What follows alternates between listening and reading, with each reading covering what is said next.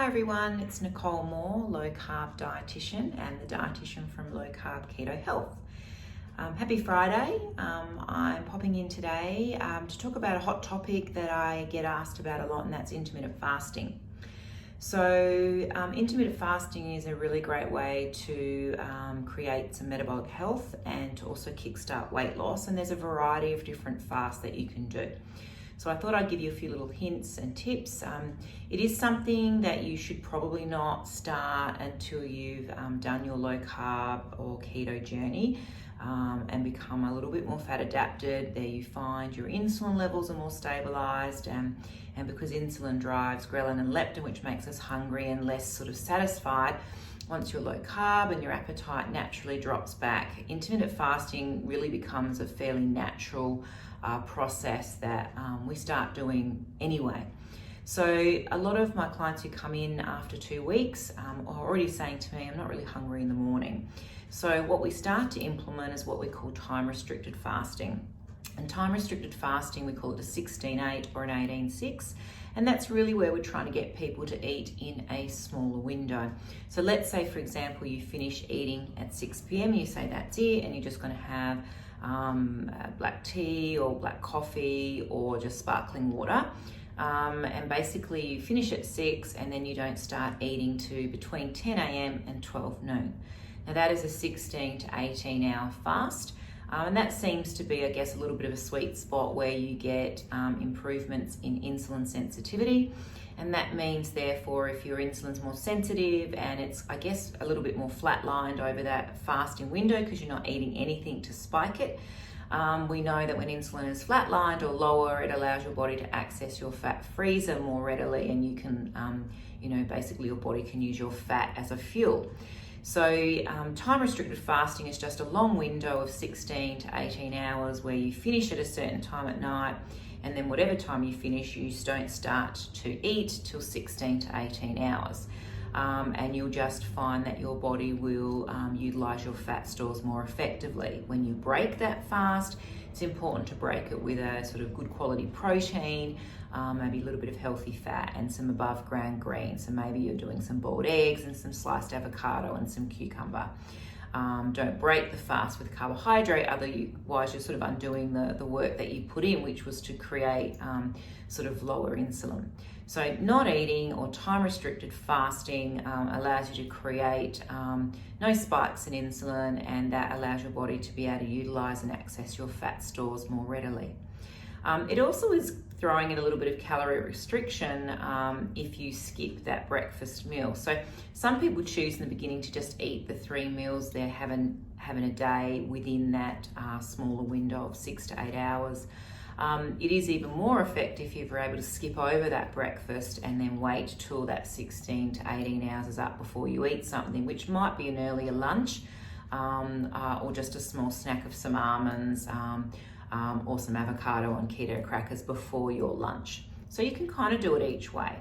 The other common question then when we're fasting is that what can we have? Is there any drinks we can have? And ideally the best way to fast, to not stimulate insulin in any way is just to have sparkling water or flat water. But to still get that sort of not huge insulin spike and the benefits of fasting, you can still do black tea, black coffee, water, and in some cases even a little bit of bone broth. Now, if you're trying to fast for sort of more super anti-inflammatory reasons, to rest the gut, to create higher ketones for maybe anti-cancer or Alzheimer's or seizure management, you want to create autophagy, and that, you don't want to stimulate technically any insulin. So the best way, I guess, in summary, is to do time-restricted fasting, skip a meal, get 16 to 18 hours in, drink water, and if you need black coffee, black tea, and or some bone broth until you hit that window, and then you can feed. There are the more sort of structured, more calorie-restricted fasts, which don't require you to time restrict, and that's something like you might have seen out there called the 5-2. And that's where 2 days a week we actually restrict our calories to 500 calories for the day. And we try to do it 2 days a week.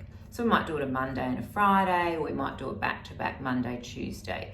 Now, the baseline of that program in our clinic still needs to be low carb. But what you do is you ensure you don't eat over 500 calories for those 2 days. And then on the other days you feed up to satiety, but you still eat protein and greens and healthy fats. You still don't eat carbohydrate. But on the 5-2 day, where you're trying to keep to 500 calories, you mainly focus on eating protein. So you eat good quality lean protein, and you don't add fats on those days, because fats will give you a lot of calorie sort of boosts, and then you won't get as much volume of food. So you're better off eating bigger serves of lean protein on those 5-2 days where you're trying to drop calories to 500. So it might look like, a boiled egg in the morning with some sliced cucumber. It might be a tuna salad with lots of greens and a little bit of olives and maybe a few cherry tomatoes and just a vinaigrette dressing that doesn't have any oil. And then in the evening, it might be a nice piece of white fish like barramundi that's not too oily, that you've maybe steamed and had with some broccolini, and maybe it's a few berries in the later evening for supper. And that is low carb / keto. It's also low calorie, because we're not adding or boosting the fat with avocado, olive oil and nuts and seeds. So what we're doing there technically is actually just calorie restricting with a low carb base still, which will still give you a good lower insulin response, because you're not feeding it glucose, and that will allow your body to access your fat freezer.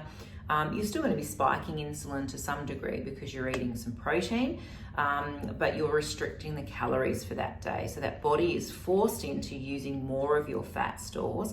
And as long as you have been sort of lower carb, then your body's insulin has been rested already. So it's able to fat adapt and use the fats in the food that are naturally in there to feed off, and to use your body fat stores as well.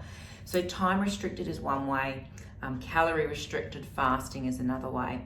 And I think when you've sort of practiced both, you can actually feed on one day and you can do a 5 to another, then you can feed on another day and do a 16 or 18 hour, and just metabolically confuse your body. So always keep the fluids up when you're fasting. Try not to start fasting until you've become fat adapted. But it's certainly a great tool to implement in your low carb life to create improvements in insulin and inflammation, hunger and satiety, and to get accelerated weight loss. So that's my tips today for Friday. So happy fasting, and I look forward to chatting to you again soon. Bye for now.